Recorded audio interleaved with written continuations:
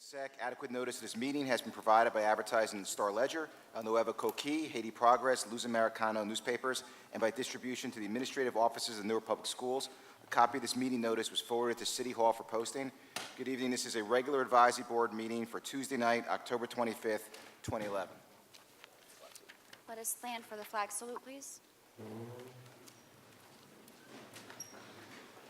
I pledge allegiance to the flag of the United States of America and to the republic for which it stands, one nation, under God, indivisible, with liberty and justice for all.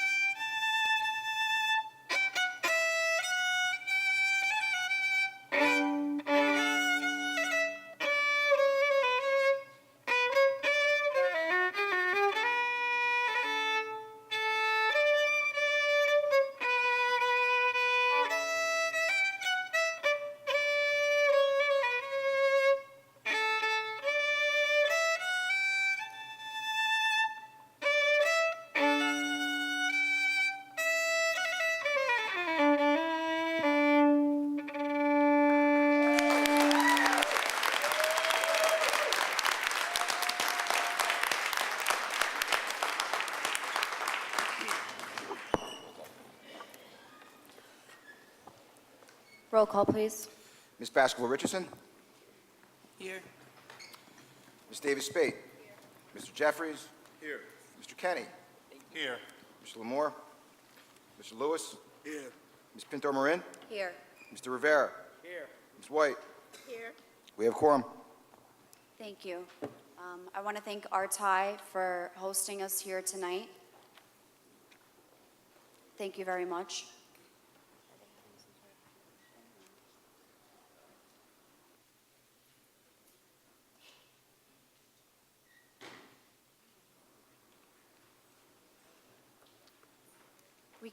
We're ready to have the greetings from Arts High School.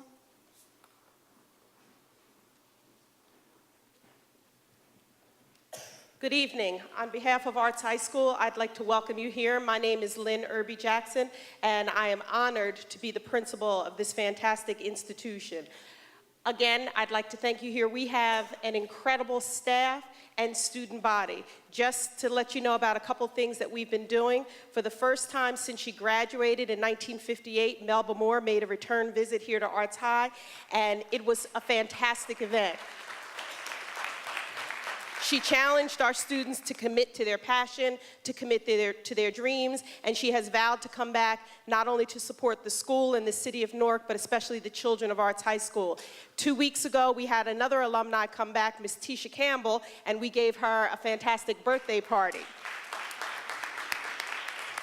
I'd like to thank, although my jazz members went home because they have homework, I'd like to thank my jazz ensemble members, Joseph Keeles, Kerwin Williams, Rashawn Pickett, and Mr. Fairfax, one of our staff members who's actually a visual arts teacher, not the music teacher, and my incredible violinist who just left because he had homework to do, Mr. Najee Williams.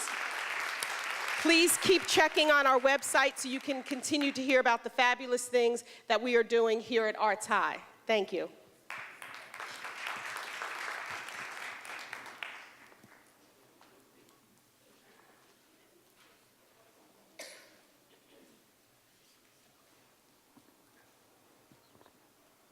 Thank you very much.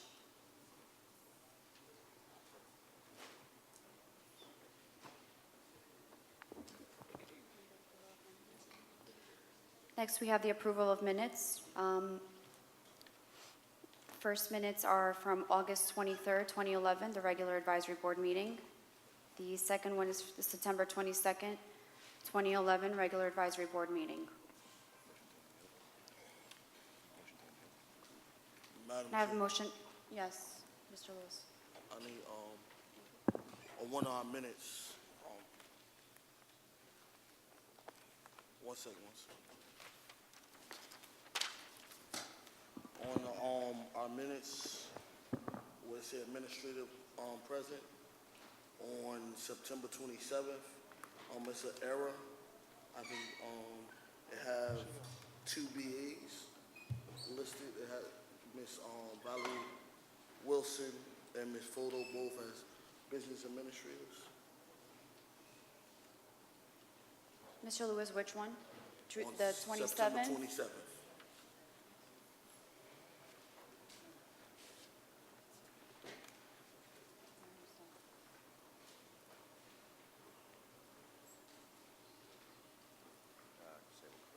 They have both of them listed as a school business administrator. Okay, it's noted and it'll be corrected. Thank you.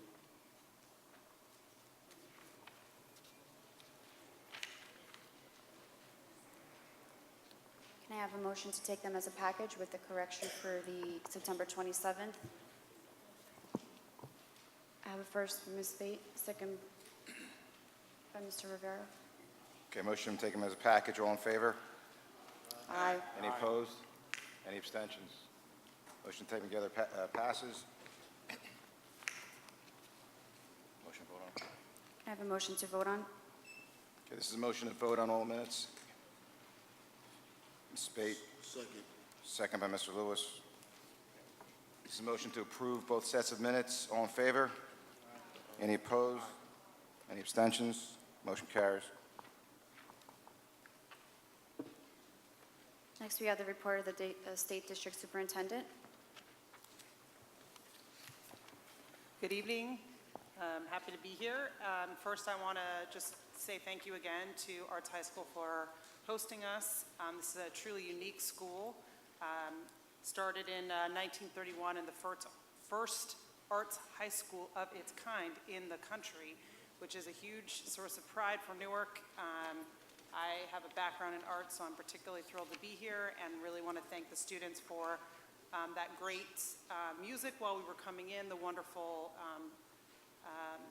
tribute, and just thank you very much for hosting us. We also recognize often at the school advisory board meetings excellent students who have really achieved wonderful things. Sometimes the superintendent passes off this duty to an advisory board member, but I'm going to take the liberty of doing this one myself because I just think it's so inspiring, so if you'll indulge me. This young lady, Melissa Hansen, has a cumulative average of 4.063. I don't really know how you get above a 4.0, but that seems pretty impressive to me. She's a member of the National Honor Society. She's taken a number of honors classes. She has a full scholarship to Apple Farm Arts Camp in Elmer, New Jersey. She was the first Arts High School student to attend that. She's also an athlete, a triple threat, as they say in the performance land, an intern at the Department of Homeland and Security.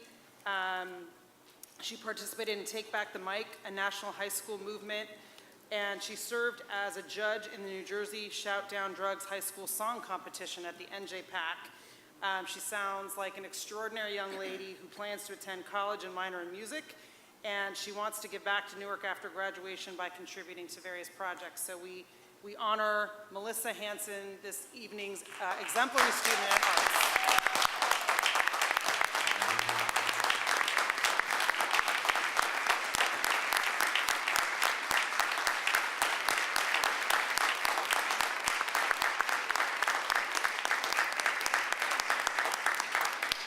Mr. Pedro, if you could come down. We would just like to, again, acknowledge Melissa. She's an extraordinary student with an extraordinary voice. She actually gave the tribute to Melba Moore singing one of her songs, and Melba was floored by her own voice. Melissa's grandmother is here.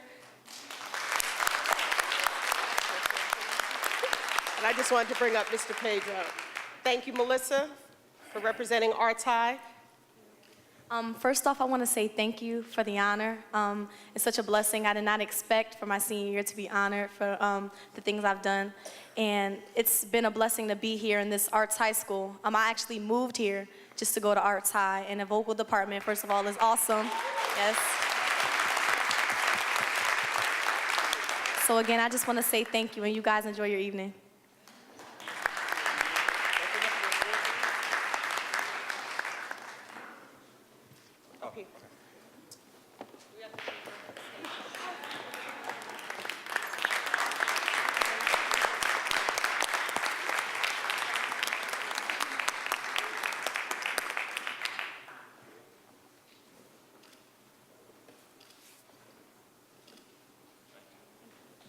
I was also told to mention at this time that last year, an award was given to Arts High that was never actually recognized, and I had to call Dr. Norma Fair Brown, the previous principal, because it was through her hard work and dedication and her leadership of this school that Arts High School was awarded the Model School in the Arts Award. Dr. Brown?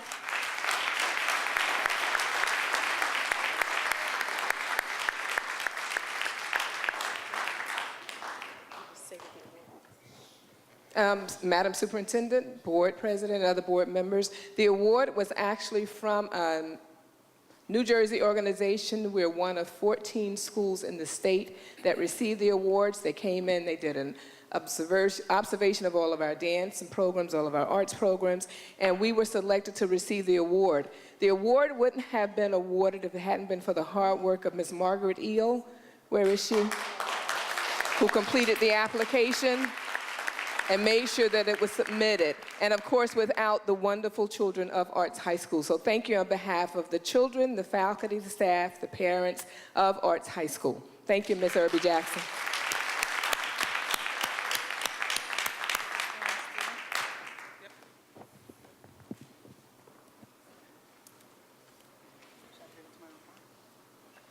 All right, so thanks again, and we will dive into my monthly report.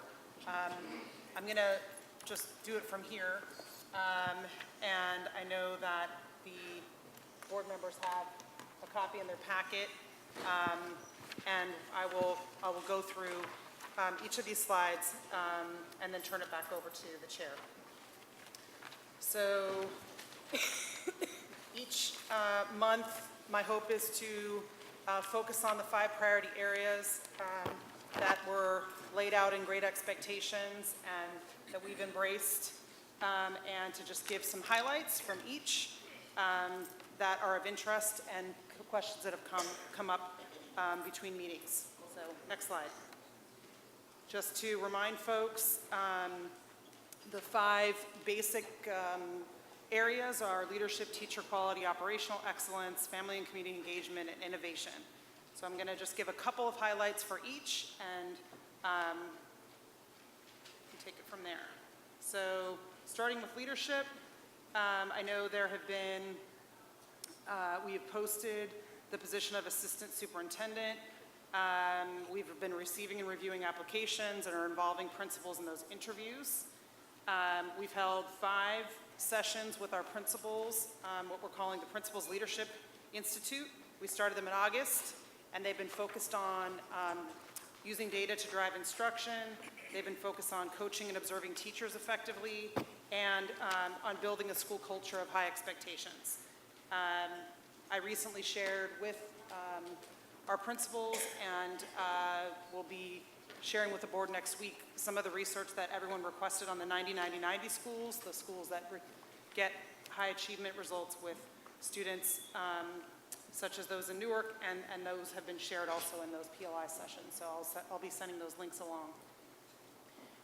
We've also been doing professional development based on high need or demand items like using data, et cetera, and are going to be providing optional one-on-one coaching for any principals who request it, as well as kind of critical friends groups among principals who have similar school populations.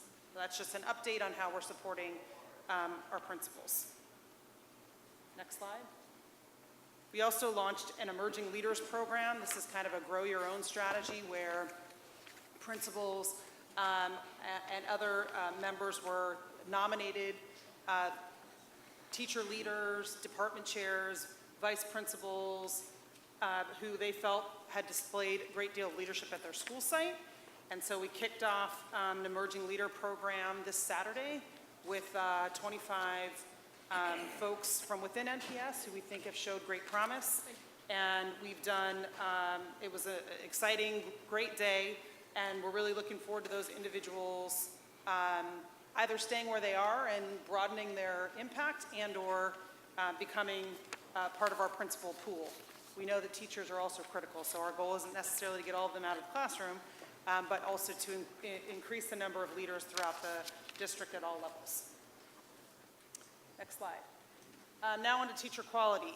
We're pleased to be working on an educator evaluation pilot that will help strengthen the way we give feedback to our teachers. It has kind of two prongs to it. One piece is really making sure that our observations are regular and evidence-based and constructive and ongoing, so that teachers don't get the sense that there's a drop-in once or twice a year that isn't actually useful to improving their craft. And we're also, alongside the teacher input, we are working hard to bring groups of teachers together to talk about student outcomes, including in areas that are non-tested. So we should be asking tough questions about what sorts of outcomes would we expect in things like theater and art, and do it in a way that feels meaningful for students and teachers. So we're excited about the pilot. Next slide. Just to give some examples, at the end of the day, we want our observations to be both useful to teachers, but also to have a focus on student mastery of material. And we are trying different tools. We're gathering teacher teams. We're looking at different ways of measuring growth. And we're working with a subset of schools to kind of develop a set of, try out different things to see what works. Next slide. In terms of operational excellence, we did a thorough report of school opening at the last school advisory board meeting, and I don't want to go back over covered territory, but one thing that folks asked for was an update on the vacancies. We have 4 administrative positions and 63 teachers, almost all of whom are in the kind of high needs areas. By that I mean secondary math, secondary science, special education. I want to stress that every single class is covered with a highly qualified educator.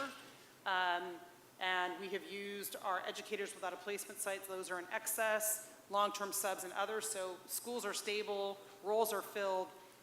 We are simply searching for 63 long-term placements for those individuals, primarily in the high needs areas. And I also want to point out, this is a significant improvement over years past. So I'm very pleased with where we are, and at the same time, you know, we can always strive to do better. We're actively recruiting through a host of sources, and we're working closely with the principals of the schools that have those vacancies. Next slide. I also added a slide here. Since we last met, we have made some incredible progress on a plan regarding Wilson Avenue. Ms. Wilson is on a well-deserved family commitment and break, so I will do my best to channel her since she's been leading this charge. But I did want everyone to know that we have worked very hard with the SDA. You may know that the SDA is required to do any repairs on schools that involve structural issues that by law and by statute, NPS is not allowed to do that work. At the same time, NPS can do significant maintenance work. And so the challenge with Wilson has been trying to figure out where the line between jurisdiction has been and where the money is. We dove in, we worked very hard.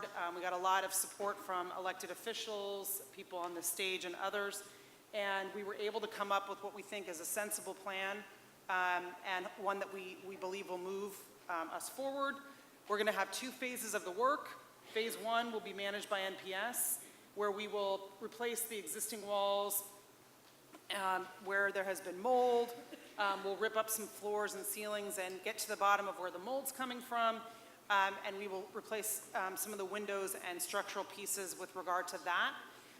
Our hope is that we will complete that within 60 to 90 days, which puts us in mid-January, with a huge caveat that anyone who's lived in a house, as I did growing up with mold, you often don't know what the severity of the issue is until you start pulling up floors and ceilings, and that our first commitment is to make sure children are safe. So we will do extensive environmental testing, but our goal, you know, barring finding anything significant in the floor or the ceiling, is to get children back in there by the end of January, and that's something that NPS will be managing with resources from the state. There's still a whole other phase of work that needs to be done, however, to seal the outside of the building so that ongoing we aren't at risk when there are major weather events like we had with the hurricanes to actually break the seal and create problems all over again. Phase 2 of the work has to be led by SDA, and that's something that we will be working with them closely on. Some of that they'll be able to do throughout the school year, and some they'll have to wait until holiday breaks and the summer, because it requires the types of things you cannot do during the school year. I also want to reiterate my public commitment to the families of Wilson Avenue that we made, which is that there is a family advocacy group that we very much appreciate and honor them. We will be meeting with them regularly. We plan to do weekly updates in writing just to let folks know about progress, and we plan to do in-person meetings with that group every 3 weeks, and pledge to kind of flag for them if we feel there are any significant barriers to the January timeline.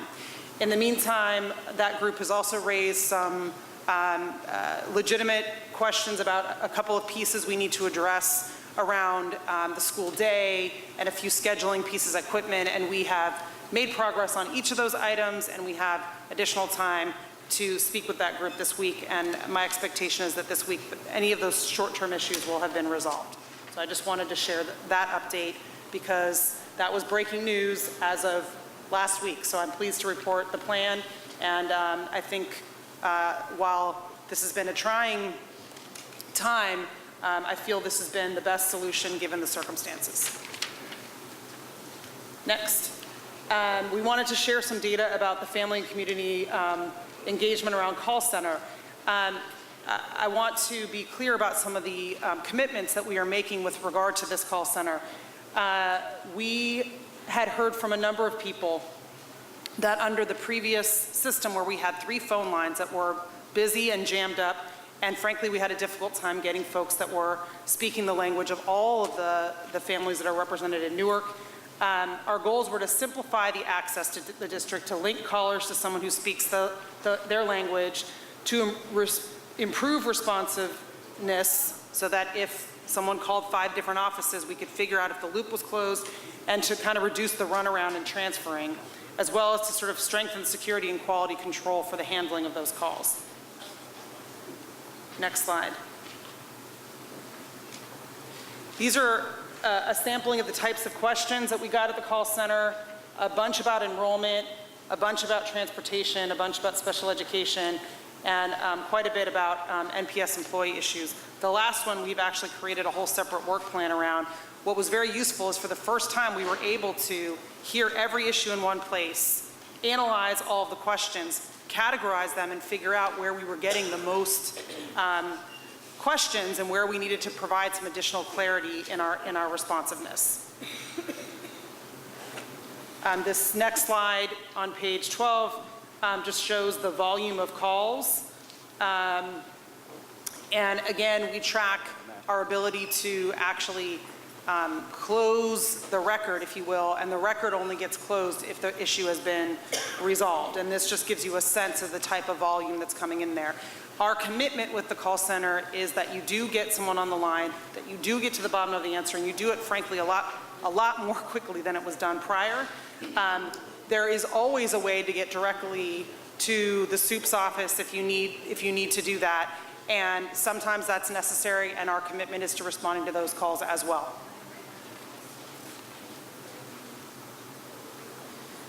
Next slide. This is just a summary to remind folks that we have an exciting thing going on at NPS, which is we're extending the school day for our children in a good number of our schools, and we're doing it in a host of ways, and we're actually excited about that. We received some monies from SIG dollars, from some private local philanthropists, and other philanthropy, and we were able to work with the schools you see here. All in, I believe it's 21, because the Global Village Zone schools add to the number, and that's approaching 1/3 of our schools, which is exciting. Not every model is the same. Some are doing a longer day for a shorter number of days. Some are doing early start, slightly early extension. Some are doing it through a partner organization. Some are working with outside arts organizations. And our hope is that we will have a robust set of information about not only the impact of extending the school day, but the types of things that appear to give us better results than others. Next slide. We are pleased to report that as of October 18th, we processed 91% of our lunch applications. If Val were here, I would embarrass her about all of the hard work this took. We also want to publicly thank a number of volunteers and community members who stepped forward to help with this. There were a host of things that contributed to this success, but one of them was that a good number of volunteers actually went out to the schools and helped make calls and knock on doors, and this was truly a group effort and something that's important because, as has been pointed out, the way that we count our free and reduced lunch monies has to do with our ability to submit these. So I'm pleased to report that this was a very successful transition, and it was due in part to a very large group effort, including people in this room. So I just want to honor those who supported us, and thank you very much for the team spirit. And finally, just want to remind folks that at the end of the day, when we don't collect monies for those who are ineligible for lunches, we go into the hole quite a bit of money.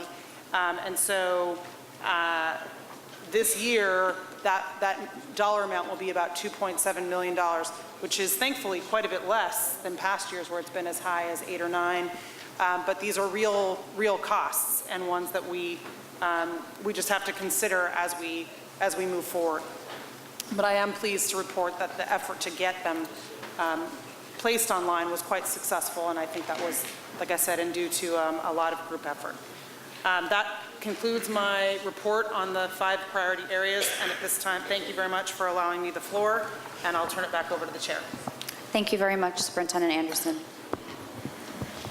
Before we move on to the parent recognition, I received a message. If anyone is parked in the lot across the street, please get out your cars before 9 p.m. because the gates will be locked at 9 o'clock. So I'll write a message down to repeat it again once we get closer to the time, but just keep in mind to remove your cars before 9 p.m. today. Madam Chair. Mr. Lewis. Thank you, Madam Superintendent, for that report. One thing I don't know if I didn't hear you say. I know a lot of the new principal appointments had to go through the SLCs. Do we know the status of that? Have all the principals went through the SLCs as of today? They're ongoing. They haven't all gone through them yet. Okay, it's ongoing. It's ongoing. All right. And also, with your last point about the lunch, we talked about the deficit. Also wanted to give you the suggestion. There's a lot of children that I believe that's in our school system who are going to our magnet schools who do not live in the city. So we need to go after tuition that's owed to the district. With these, a lot of people who's out of city going to our magnet schools. We have to put in a process because we know people know how to break the law, get around and make fake leases, but we have to find a way where we can really verify that these individuals live in the city, and if they don't live in the city, we have to go after the tuition.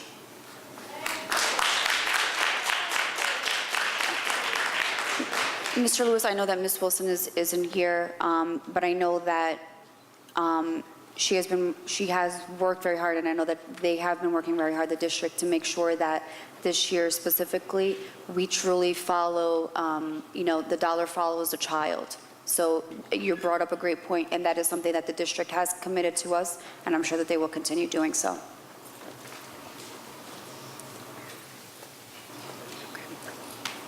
Now for the next portion, if we move on to parent recognition, Ms. Davis-Spate.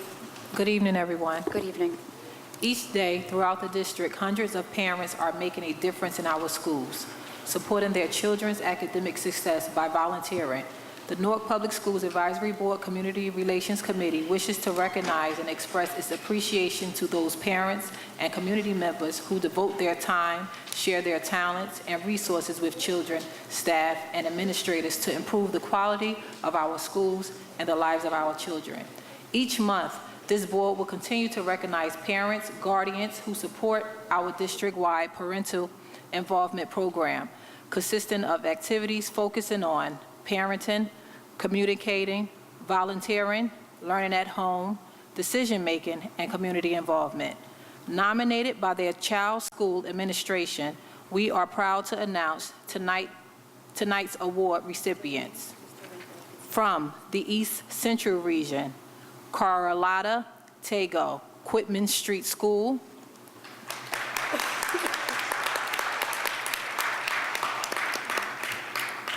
South Region, Ternice Meadows Coles, Louise A. Spencer School. West Region, Mary Bethel Franklin, South 17th Street School.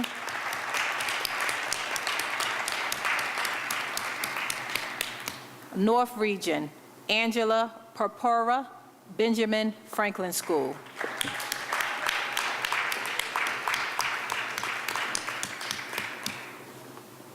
Thank you. I think we can hand these ladies a round of applause for being excellent parents.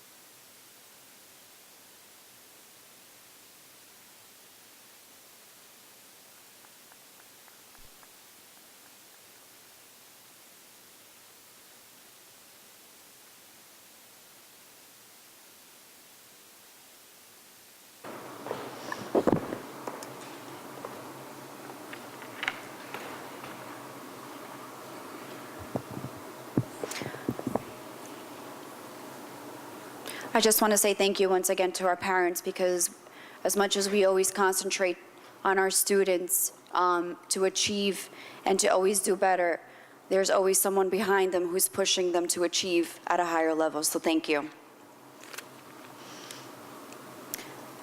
Now we move on to our report of the student representative, and that's Mr. Ming Wang. The floor is yours.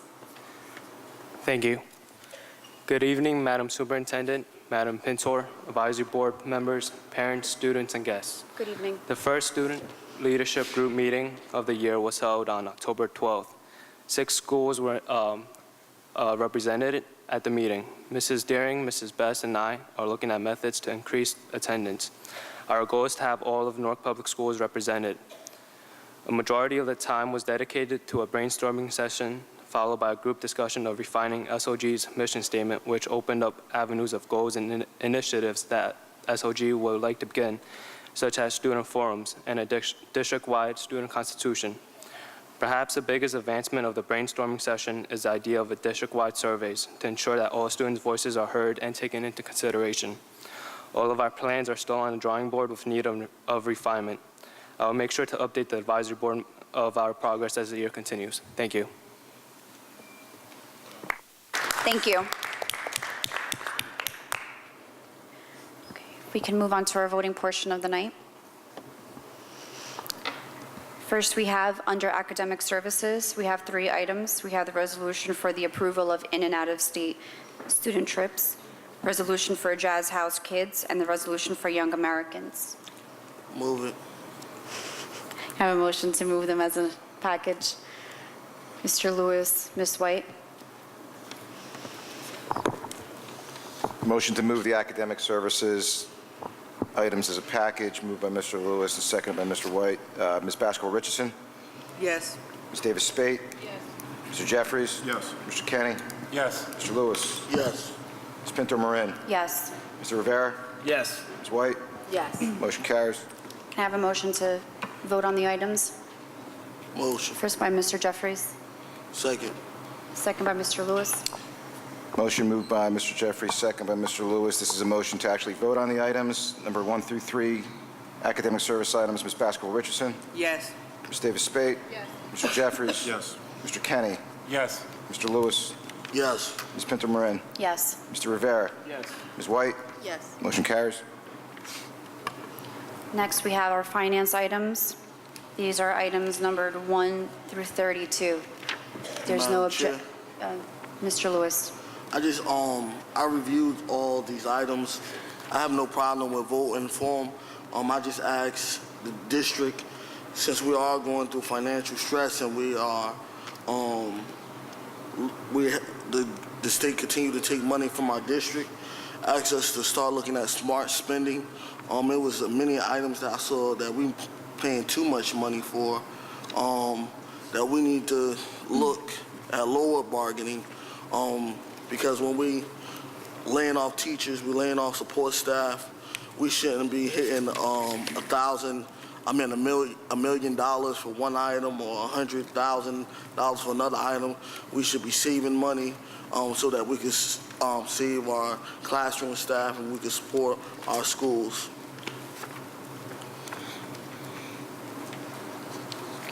Thank you, Mr. Lewis. Do I have a motion to accept these items from 1 through 32 as a package? First, Ms. Davis-Spate. Second, Ms. White. This is a motion to vote on finance items 1 through 32 as a package, moved by Davis-Spate and second by Ms. White. Ms. Baskerville-Richardson? Yes. Ms. Davis-Spate? Yes. Mr. Jeffries? Yes. Mr. Kenny? Yes. Mr. Lewis? Yes. Ms. Pinto-Marin? Yes. Mr. Rivera? Yes. Ms. White? Yes. Motion carries. To vote on the items. Can I have a motion to vote on the items? First by Ms. Baskerville-Richardson, second by Ms. Spate. This motion to vote on items, approve item, finance items 1 through 32. Ms. Baskerville-Richardson? Yes. Ms. Davis-Spate? Mr. Jeffries? Yes. Mr. Kenny? Yes. Mr. Lewis? Yes. Ms. Pinto-Marin? Yes. Mr. Rivera? Yes. Ms. White? Yes. Motion carries. Next, we move on to public participation.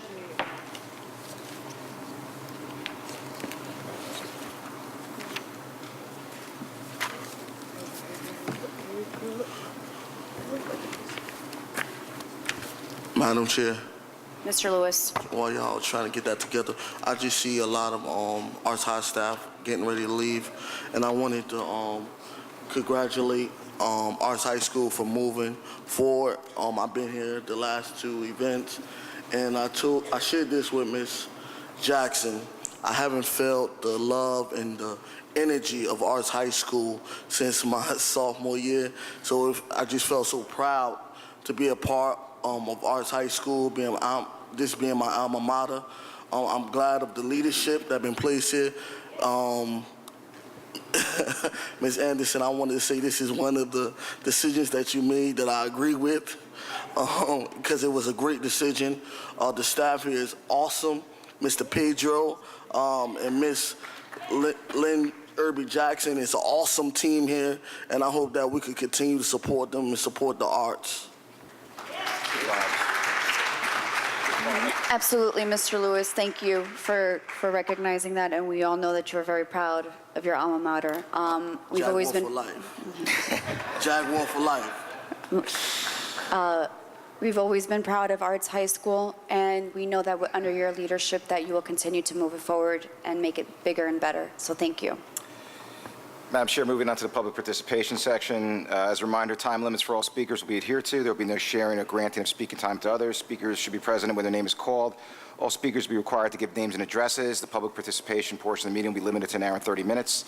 Examples of unacceptable decorum and behavior that will not be permitted include, but are not limited to, engaging in personal attacks, naming district employees, slurs, excessive loudness, calling out, yelling, or generally disruptive behavior, attempts to disrupt the meetings, or inciting others to do so.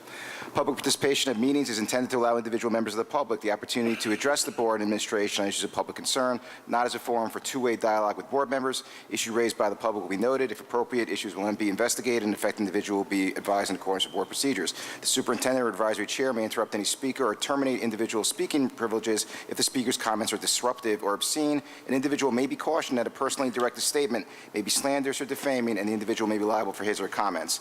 An individual group that does not follow these procedures may ask to leave the building, and if necessary, the meeting may be adjourned. Thank you. First speaker of tonight is Aisha Rivera.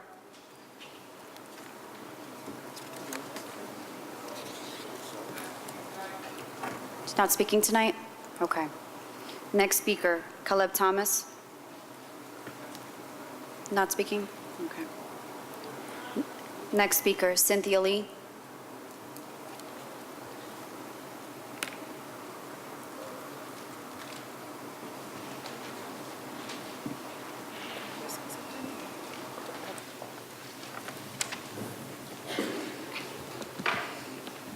Good evening, everyone. I just wanted to address, we're trying to do a proposal with ALI, the Youth Media Symposium. We want to address college readiness in school programs, and we think that it should be a class that's put into high schools. We're going to give a copy of our paper, but one of our main points is electives for all. Newark Public Schools must provide every Newark high school with the resources needed to offer a wide range of courses focused electives such as computer technology, business, science, engineering, law, arts, fashion, social science, and health. I'm a graduate of Eastside High School, and I know for a fact that some kids wouldn't have graduated if it wasn't for shops that they have, like Automotive Shop, which was recently taken away. And what they did put in was a behavior mod program, which is like telling the kids, you don't know how to do work, but we know you're gonna end up here. So I just think that that's something that should be addressed. And some students aren't book learners, some of them are hands-on. And if you have a hands-on student, and you're taking culinary arts and shop away, what are they supposed to do? Especially if you want to put in a behavior mod program. I personally think that's basically saying, we're waiting for you to get your handcuffs. So that's something that needs to be addressed. Thank you.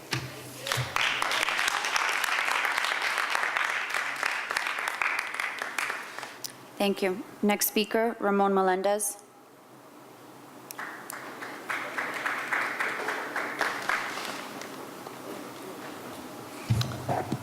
Good evening. Good evening. My name is Mo Melendez, and I'm part of the Youth Media Symposium as well. Basically, we just want to request our proposal for college readiness so that all high school students have an equal opportunity so they can dream and achieve. We no longer want to accept education that does not help us for our greatest success in life and our education. Our proposal will include textbooks for all students, electives, and SAT preparation for all students, and college tours for all students. And that's it. Thank you. Thank you, Mr. Melendez. Tymir Singleton.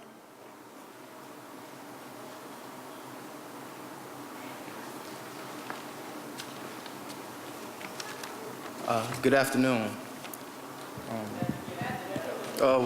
Good evening. Excuse me. My name is Tamar Singleton, and I'm the program coordinator for the Abbott Leadership Institute Youth Media Symposium.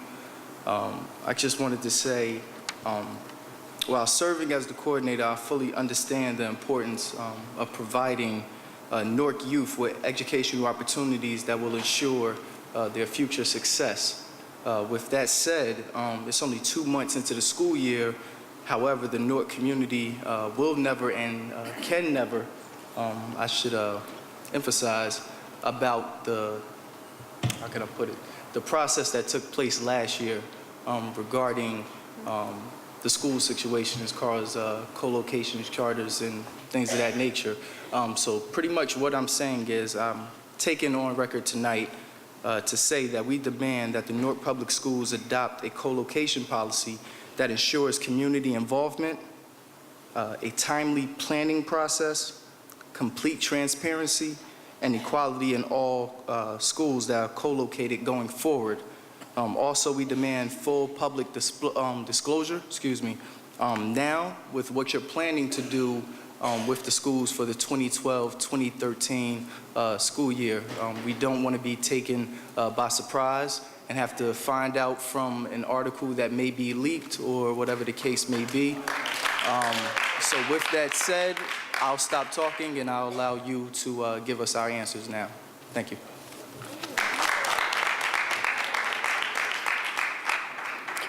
Thank you. Next speaker, Jessica Gonsalves. Next speaker, Brianna Pereira.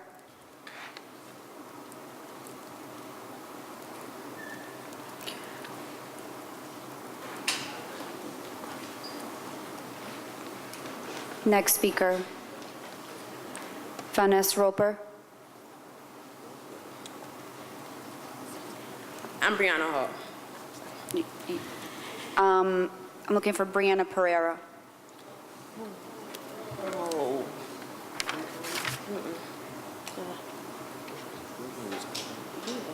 Mr. Vanessa Roper.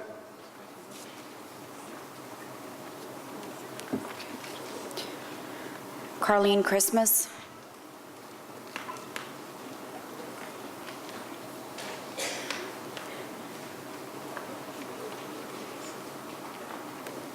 Ms. Valerie Quinones.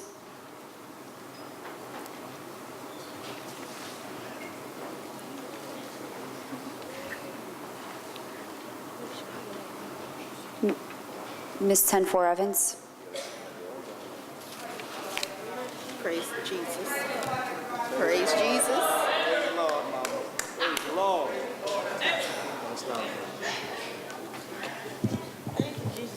Good afternoon, good evening. My name is Tenfor Evans, P.O. Box 2367, 145, Newark, New Jersey.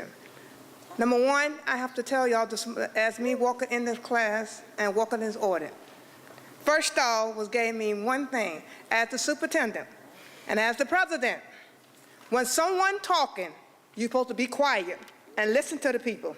You was talk and whistle. That's real irresponsible as a leadership, okay? If you're gonna start right, start off good, okay? Next thing I have for you, why don't we have the list of the name of people speaking? What is so private that they cannot have the, when they come in their agenda, they should have the name of the people who's speaking? That's number one, that's number two. And number three is, as I see and looking at everything consistent of the listing of the president and of them, first off, we need to start with our young people as a whole. When they come to school, we know we're not their parents, but you should put a rules and regulation for these guys to keep their pants up. That's number one.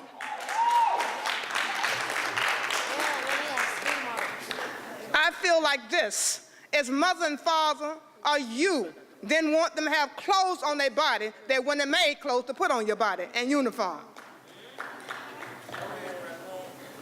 And the next thing is, as I said for the president, and as I said for the superintendent, and as everybody listening on this floor, let's come together. Be on one accord. Don't be 2 and 3, because you never get anywhere like that. As I say today to all children, all parents, let's be obedient. Have a blessing. Thank you. Ms. Diana Quamina.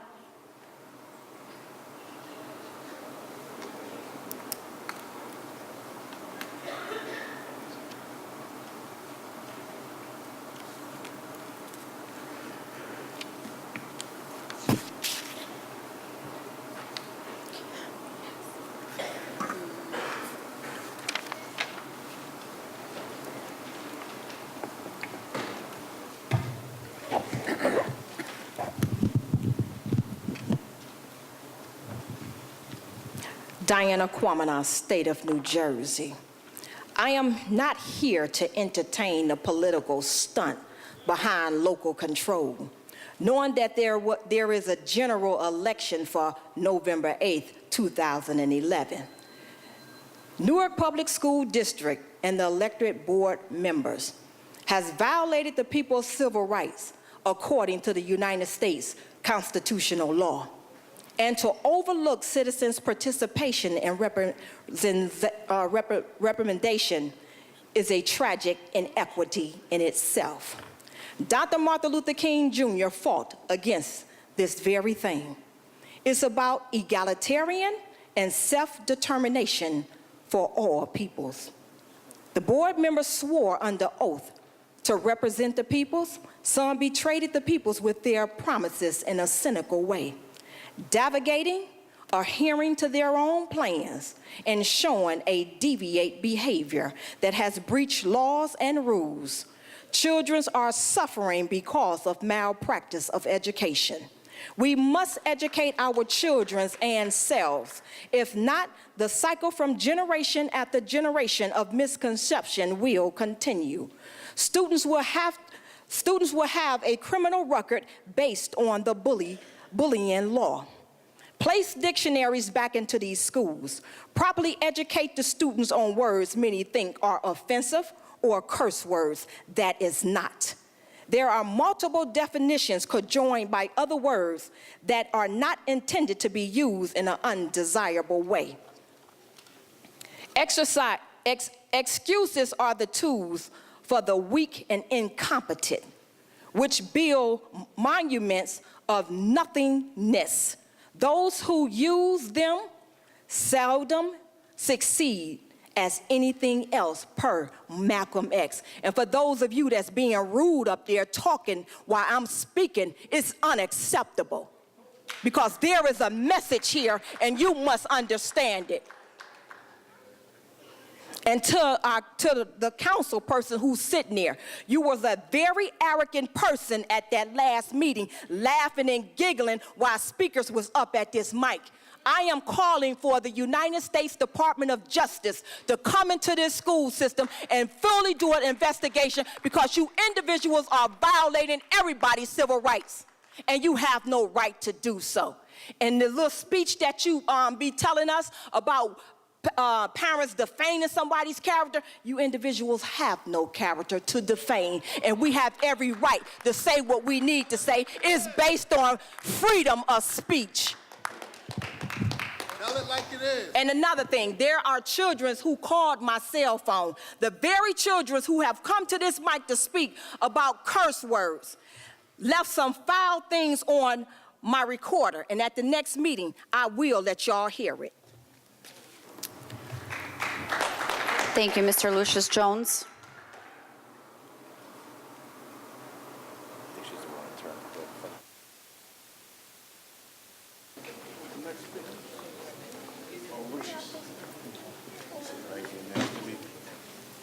Sit right here, sweetie.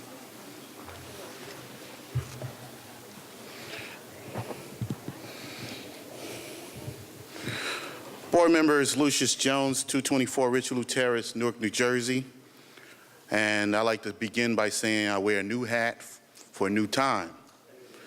Board members, through the chair, I have listened to a lot of the tapes since July of this board going through discussion.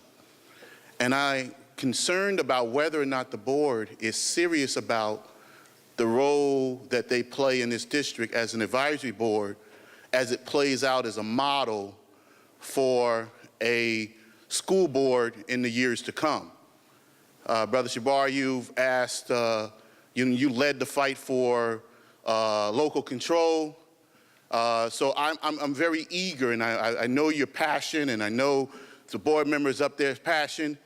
And I want to kind of bring you, I have some documents I'd like to present to the board. Nia, hand this up to the board members up there. This is the first document you're receiving, and is a document that was prepared, that was given to the superintendent regarding the the ELT, the extended learning time at the Ivy Hill Elementary School. And we said to the providers at Ivy Hill that we wanted a provider to provide extended learning time that takes children into consideration. It seems that they want to hire people who are not teachers, but they want to call it extended learning time. So, through my research on August the 16th, Brother Shavar, you presented, I think, or had a conversation with the superintendent about P38. P38, where you said P25 to P38. You said to the superintendent you want to know more about, or you wanted information about how the money was being used for the $9 million for extended learning time. Have the questions that the board asked for Cammie or Ms. Anderson, have you guys received that information through the chair?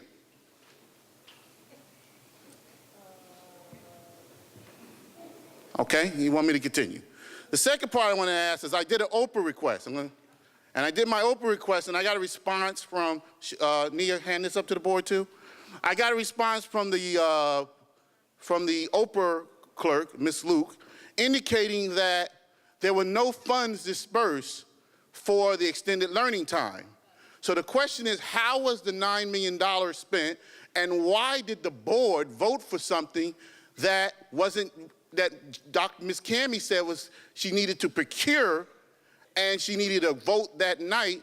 Why did you vote on something that this district say they did not or will not use? So my question again, how is the $9 million being used? I would like my 5 minutes, please, because that was only 3 minutes. And I got something on my hip to prove that, because it didn't vibrate and I said it for 5 minutes. We're not going to play these games. Please turn the mic back on. Thank you. I will not have this Civil Rights or my Right to Americans with Disabilities Act violated, Ms. Chair. I told you that I'm not going to play these games. My concerns, again, is how is the $9 million spent?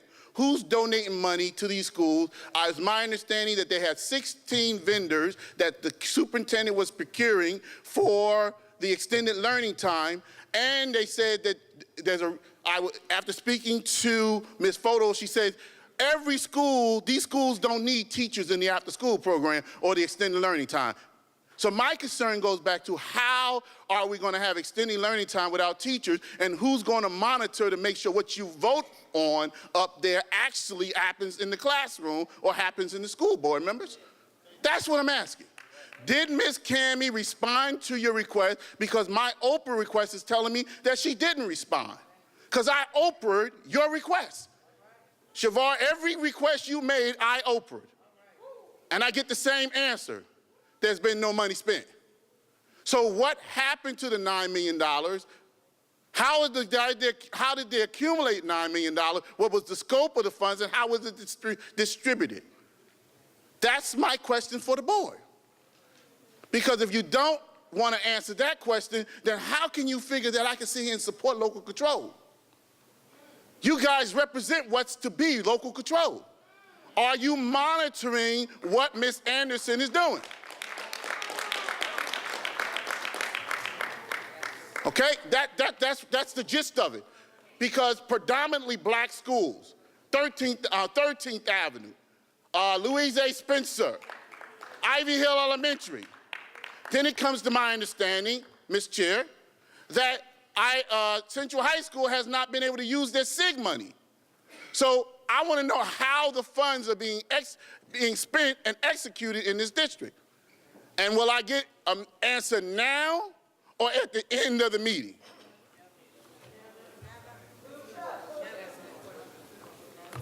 Ms. Pinto, I'd like a response. Now or at the end of the meeting? Mr. Jones, at the end of the meeting, we don't Thank you. do back and forth. Thank you. All right, thank you. Mr. Iman Brown.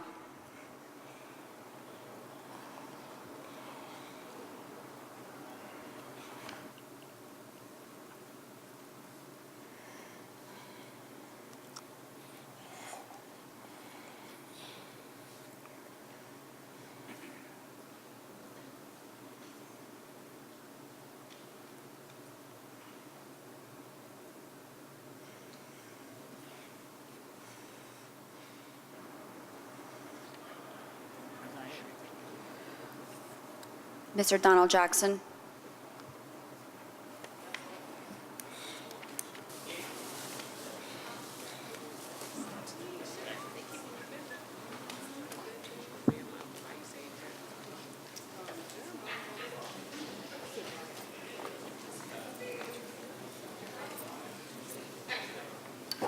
Donald Jackson, 79 Tracy Avenue, Newark, New Jersey, 07108.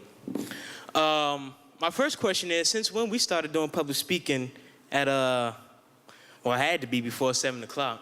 I mean, no, forgive me, I missed a few of these meetings, but usually it's packed, and usually we're going over resolutions with the board members.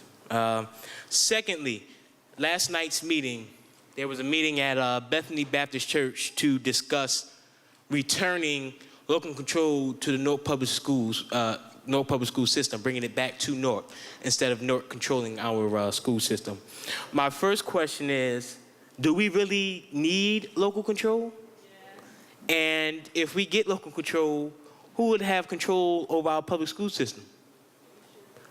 If we have board members now who are barely speaking out and speaking up and can't support one another, how can we return local control back to the advisory board? How can we do that?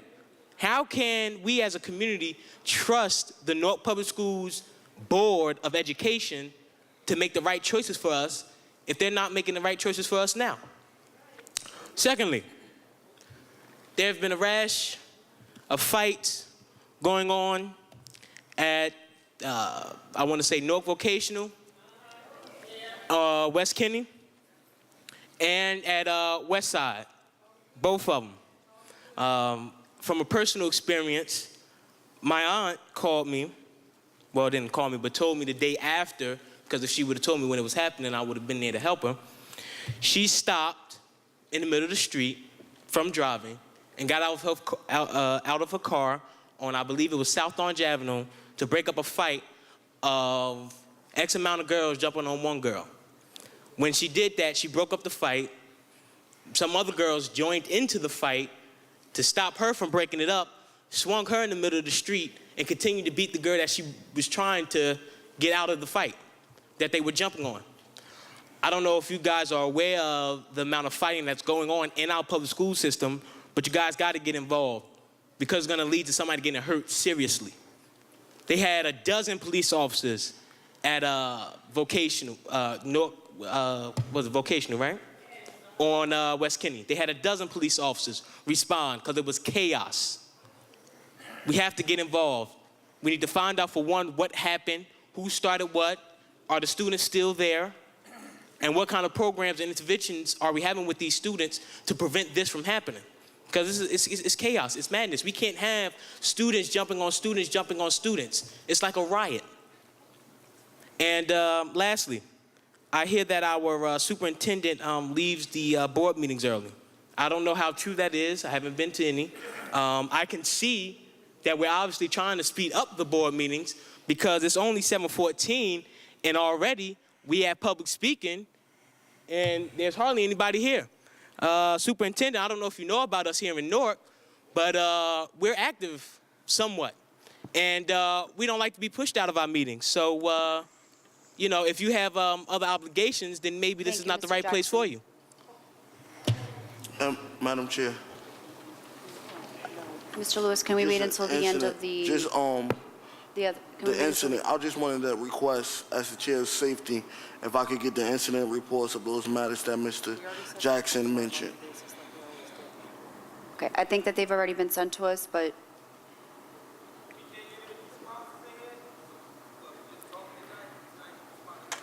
Ms. Veronica Williamson?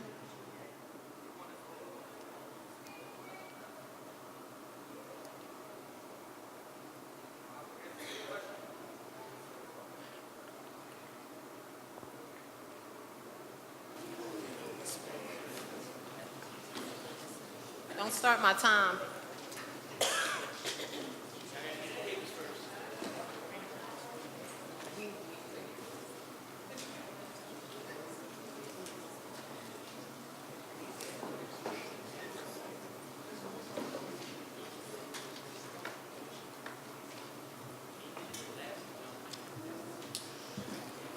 Veronica Williamson, 49th Avenue, Newark, New Jersey. You know, we come to these meetings and I'm pretty much tired of talking, so I'm just going to start putting it in writing. So you guys have a copy of my latest letter addressed to the superintendent in regards to Barringer High School. It seemed like you guys have dropped the ball on the issue over there. There are still students whose schedules are messed up, credits, coming to school with uniforms placed in SOS the entire day, missing their lesson.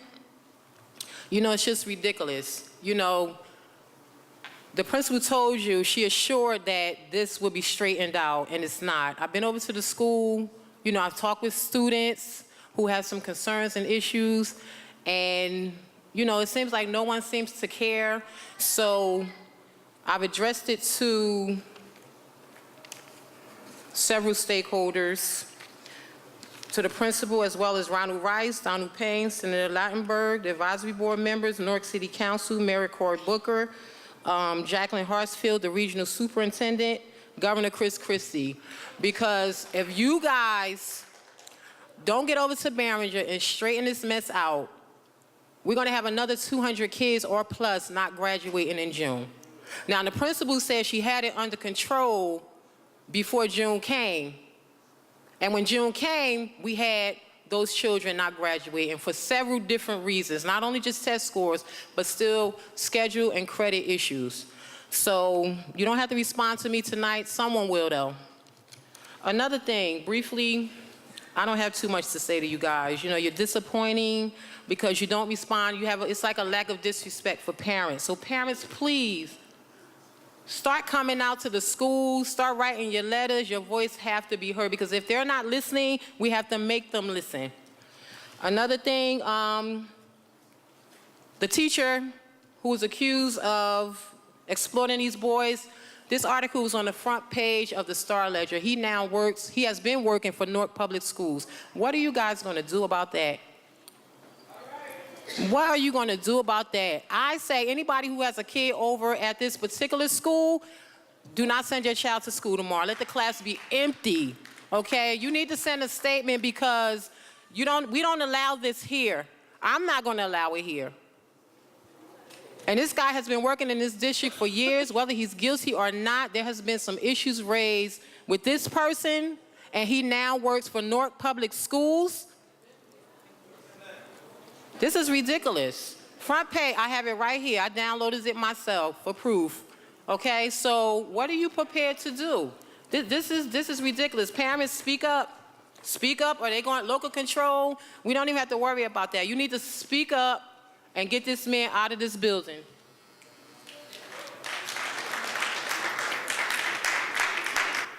Thank you. Next speaker, Donna Jackson.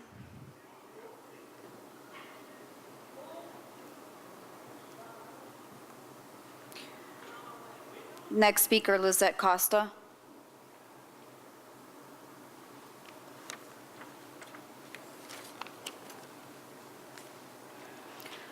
Next speaker, Lyndon Brown.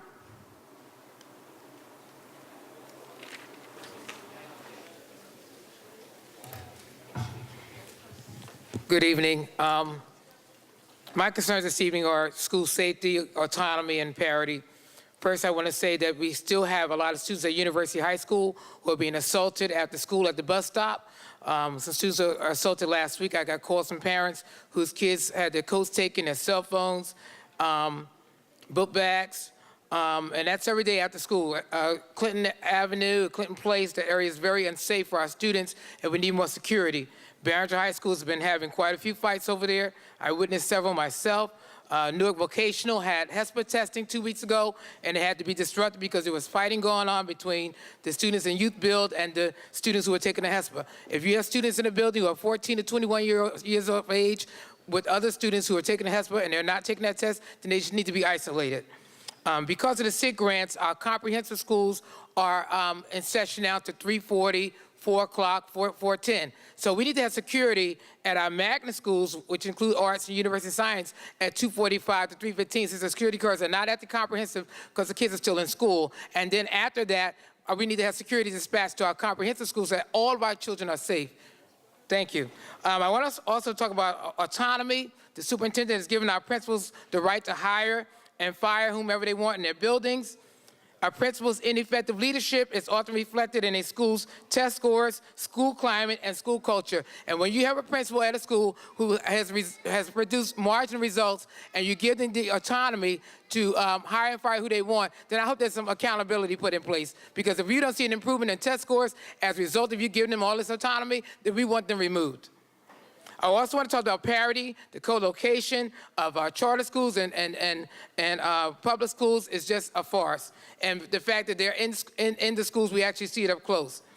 School choice, parity, and high-quality teacher placement. I looked at your presentation earlier. We have had students in 6th grade, 7th grade, and 8th grade who do not have a highly qualified teacher in literacy at 13th Avenue School. And what was really shocking is that the principal last year removed the teachers who are highly qualified, transferred them out of the building, and kept those teachers who are not highly qualified. So we have students in 7th and 8th grade whose results on the NJASC were marginal. 30% of the students passed the NJASC. And that's ridiculous. And to have this autonomy take place, I hope that that we're going to be holding you accountable, Superintendent. Thank you. Thank you. Doris Holloway.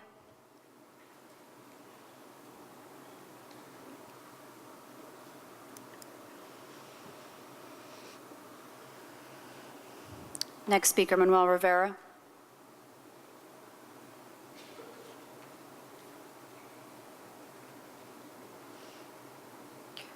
Next speaker, Kyle Rivers.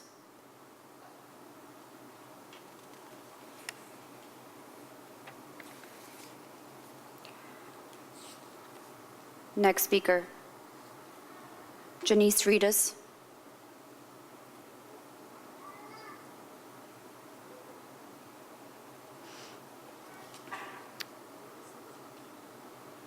Next speaker, Cassandra Bowles.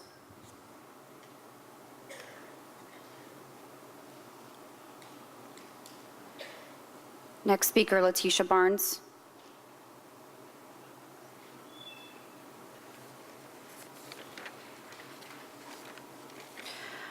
Next speaker, Elma Avila.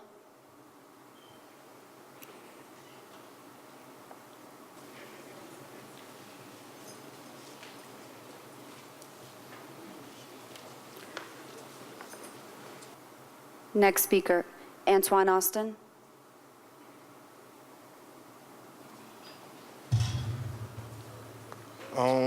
Good evening, everyone. I'm Antoine Austin. I'm a Good resident evening. of New Jersey.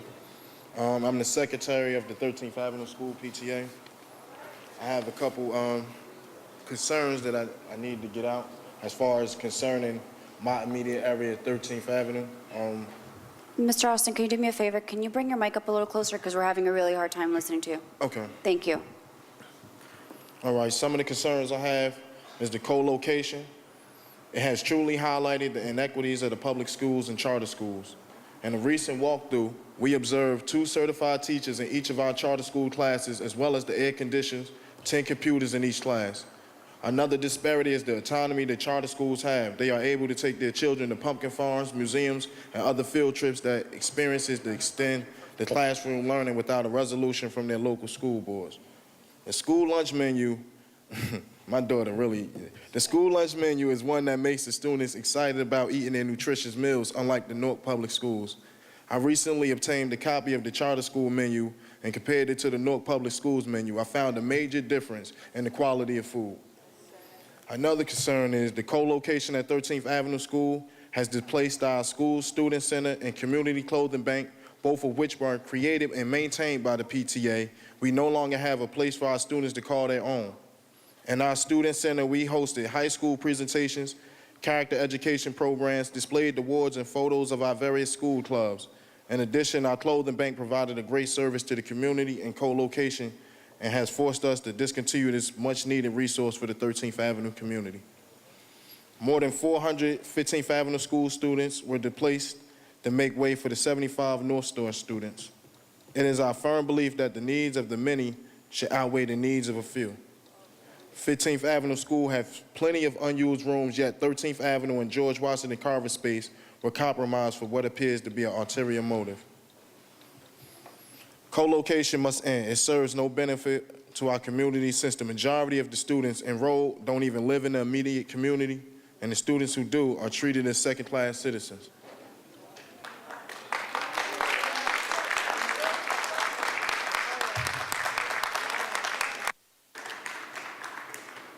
Thank you, Mr. Austin. Next speaker, Daniqua Matias.